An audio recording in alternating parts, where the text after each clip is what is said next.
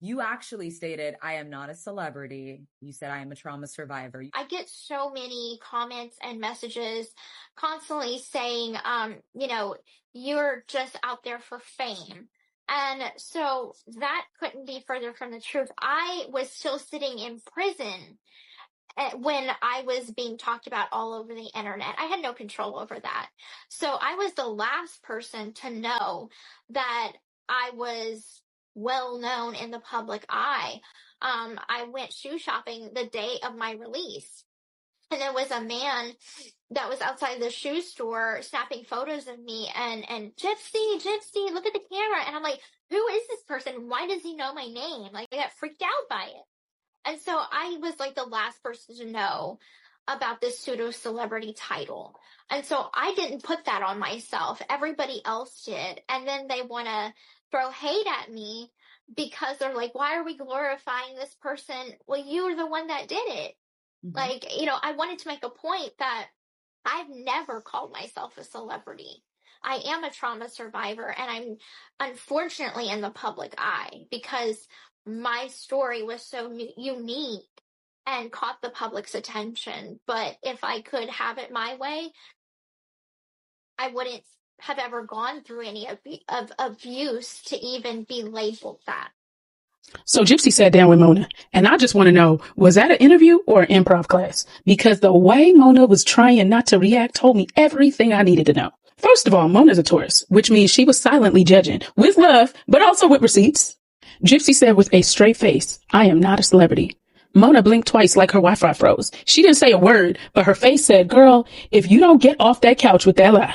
Babe, you had merch before you had freedom. You dropped a docuseries, a book, and a press tour like you were Taylor Swift on probation, not a celebrity? Okay, Walmart Beyonce. She said, I didn't know I was famous until some man started taking pictures of me while I was buying shoes. First of all, why is it always a shoe store with her stories? Second of all, you mean to tell me you didn't know America knew you, even though you had fan edits, merch, Facebook groups titled Free Gypsy? Mona looked like she was about to put her crystals in rice. She kept saying, I never wanted this life. Meanwhile, her calendar's booked like she's hosting the VMAs in Cell Block D. And Mona, sis was holding in a whole TED Talk. You can literally see her Taurus soul whispering, be polite. Don't call her out. The check cleared. Then Gypsy hit us with the, I never called myself a celebrity. Y'all just labeled me. Girl, we labeled you because you did the press run. You did the glam. You stepped out of prison like it was a Met Gala with trauma. Mona sat there like, interesting. Also false, but go off, queen. Mona knew. I knew. The ancestors knew. The cat sitting on the windowsill watching the interview knew. Taurus women don't miss lies. They catalog them. And Mona looked like she wanted to slide Gypsy a little baby. Stop lying. Post it mid-interview. So no, Gypsy, you're not just a trauma survivor. You're also a Delulu tour guide. And the interview was a full ride through fantasy land. Because when you say you went through trauma, we also see the receipts that say otherwise. And baby, Taurus women are intuitive. Mona knew. She didn't even have to see receipts to know you was lying. She said it in your face. Baby, she was in full-on PR mode from prison, and I got the receipts to prove it. So 1980s Millennial posted this, and child, the tea is sweet. Now, this email is from October 27th of 2023, contrary to when she said she wrote these things in her 20s. So this is before Gypsy even stepped foot out of those prison gates, okay? And what she's doing is strategizing, pitching her story, and feeding TMZ her own narrative through a source, which is really just her pretending to act like she's somebody else in third party. She literally wrote, I would appreciate you using a source as I don't want to breach my NDA. Girl, that's like saying I robbed the bank, but please tell them I wore a mask. And then she name drops Taylor Swift like this is some teenage dream fan club letter. My husband and I got the Chiefs tickets for December 31st, and I'm hoping to see her there. She was manifesting a meet and greet in the same email where she's breaking her NDA. Child, let me be clear. This wasn't a leak. This wasn't a slip up. This was carefully planned media play from prison. Meanwhile, the rest of the world out here crying, thinking she was just a survivor from the beginning and just trying to start over. So next time you wonder how Gypsy Rose ended up with a docuseries, a book, a glow-up makeover, and stadium-level publicist, just remember this email was sent before she even packed her stuff up in her cell. Prison didn't stop the PR and the NDA. It was just a suggestion, apparently. Hey, y'all. So I know I haven't been on TikTok for a few days. I deleted the TikTok app off my phone for a few days, had to re-download it back to post this message. But the truth is I have a lot of support in the followers that I have, and I just wanted you guys to know that I love you guys. Just because I'm taking a little bit of like private time for A PR myself break and my family, from the that scandals? doesn't mean that I don't care about y'all and care about the support and the love that y'all have given me, and I greatly appreciate it. Bizarre. Because I haven't been on the app for a few days, I'm kind of out of loop about a lot of the drama that's going on in the Gypverse. Then how would you know? What I will say is that whatever drama is going on, I'm not affected by it. So don't worry about Which me. means I am I'm affected doing by it. good, spending time with my family, spending time with Aurora, playing with Aurora, just being a mom. I have so much happiness in my life to be grateful for that I just Look at felt the eyes, scrolling deception. was so much of a waste of my time. Why would you and I just need explain to it if step it was a away from waste? it for a little bit. And I think that social media is fine in moderation, but sometimes you can get sucked in. And so I did what I felt like I had to Ironically, do while a and pull scandal was myself out of happening. it. So with that being said, I'm doing good. I'm fine. I'm enjoying my life. I'm enjoying my family. I'm just living real life. Your family that and just found out that you've been that's where my emailing all head needs types of to be at. scandalous stuff? So I'm doing what's right for me. And just know that I do still care and love y'all. Thank you so much for all the support that y'all have given me. I have not forgotten about y'all. I just need to take some time away for myself. Yeah, because the scandal I'm not came trying out and I don't everybody want to talk about it. else. I was in my 20s. I mean, how would everybody else feel if their personal diary was released to the public? Like, I'm sure we've all done embarrassing No, things that we most of us have regret. integrity. Like I said, it was in my 20s. I'm not the same like I was back then. I did some stupid stuff, yes. Do I do stupid stuff now? Yes. You do the But same it's all stuff. about growth. It's about learning. There's It's about no maturing. growth. And maturing takes time. And that's what, What, I'm to doing your for 100? myself. I'm growing. And I'm doing what's right for me. So, thank you for all of y'all's support. I love you guys. If that is not a PR bait scandal, I don't know what is. Because, baby, she's playing in our face. Gypsy Rose's prison emails were leaked, and baby, it is messier than a Dollar Tree DNA test. So let's start here. Gypsy's dad, Rod Blanchard, was cheating on the stepmom, Krusty Blanchard. Yes. Now, I don't know if she knew at the time. I don't think she did. It didn't seem like she did. And Gypsy, she did know. And sis didn't even flinch, okay? She basically told her dad, that's your business. That doesn't really have much concern with me. But the drama wasn't just in the daddy land, baby. Gypsy herself was getting her bills paid while she was engaged to Ryan. She was cheating from the beginning in bars. Now, are we really surprised? Because we've always said we thought she had affiliation with Ken, even when her and Ryan were together. And you know what? These men were funding her, okay? Cell block sugar baby. Yes, y'all, that's real. And I'm really shocked because, you know, some people have killer looks and some don't, you know, but I'm just shocked. I don't know why, but that's crazy. So the 250 men that she claimed emailed her, that may or may not be true, but definitely she had somebody paying bill.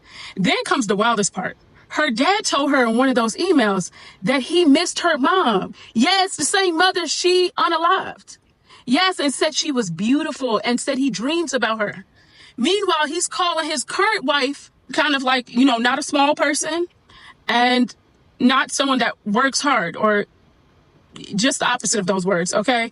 Like we're on an episode of 2003 Maury episode or Ricky Lake. I'm telling you, it was the most bizarre thing ever. And then Gypsy makes these allegations. She claims in an email that Ryan, yes, her ex-husband, allegedly had some type of actual interaction in front of a minor child. Now, I'm going to be very real with y'all. I don't believe it. And the reason why I'm saying I don't believe the accusation is because it seems very calculated and shady as hell, okay? Because here's where it gets really dark. And for those of you that have been following me for a long time, you know about this. But let's not forget that Gypsy herself was caught in those old videos saying she wanted to offer up her daughter to Nick when she turned 13 because he would be the man of the house, right? Like, girl, what? So ironically, Ryan is like that. She says that about everybody. Everybody she tries to act as if they like kids. And I think it's her projecting, okay? So if we're going to stack up the disturbing behavior, that clip alone says a lot more about Gypsy's mindset than anything else she's trying to say about Ryan or accuse him of. And I think that that in an email, her saying that to someone else, she was saying that, like, well, she asked him for a break so she could kind of do what she wanted to do. She needed to clear her mind of it. And I think that that was an excuse. Okay. Between the cheating accusations, the daddy issues, and the email confessions, and a deeply disturbing history, that isn't just messy, y'all. This is a walking Lifetime docuseries waiting to happen. Okay. Gypsy really thought those emails would stay buried. Okay. But baby, the internet never forgets. And now we're seeing the real story that she's trying to rewrite. And baby, in them emails, it says that Ken had a addiction. I would venture to say he probably still does. I don't know that for sure. But also, Ken's mom did not want them to get married. So I feel like a lot of what his mom is doing on the internet right now, or was doing when she came up on my live, some of it's curated. Something's not right. What do y'all think? Drop your comments down below because I think this is messy. Bingo. Gypsy has never spoken about abuse other than on news or when she's lying to the public. Not one email says she was abused. Okay. Her dad also mentioned that he loved her mom. He thought she was beautiful. He misses her. In the same space, he was speaking trash about his wife. Do you believe that her dad would have told her how much he misses her and how beautiful her mother was if her mom was really abusing her? This entire story is curated. It's made for the media and for views. Okay? It's very clear. That 2.5-hour interrogation that's on my YT page, in that entire 2.5 hours, not one time does she mention her mom abused her. And the interrogator begged her to tell him why. He said, people in the community, they really want to know why you had your mom unalived. Like, they are really trying to understand what went wrong. And he was begging her to find out. And she would say everything but abuse. All of a sudden, when she's facing life in prison, she then comes up with an abuse story. Really think about that. Because in that interrogation, if you really pay attention, Gypsy thought she was going home. She said, clearly, do you think I will be able to go back and get my luggage? Gypsy never thought they was going to take her to cell block C. She thought she was going back to the house. And she pinned the whole thing on Nick. And she thought, okay, Nick is going to get in trouble. I'm about to head back to the house and do what I want. Like, she really thought she was going home. Like, she had no idea she wasn't going to be able to go get that luggage. Like, if you really watch that interview, she was very clear in the fact that she thought she was going to leave. So, yes, she has never mentioned abuse. And what her dad said about her mom is very telling. Breaking news. Casey Anthony's new man isn't just some random dude. He's her former private investigator. Yes, the same man that helped her beat the murder charge. But wait, her ex-boyfriend just popped up like a Real Housewives reunion episode. Y'all, we got a full-blown true crime love triangle brewing, and it's messier than a Florida Waffle House at 3 a.m. on a Saturday night. So Casey's current boo, Patrick McKenna, the 72-year-old PI who worked on her case back in 2011 as a part of the defense team, fast forward to 2025, and now they're walking dogs and kissing on Miami Beach like How Did We Get Away with Murder, Dateline edition?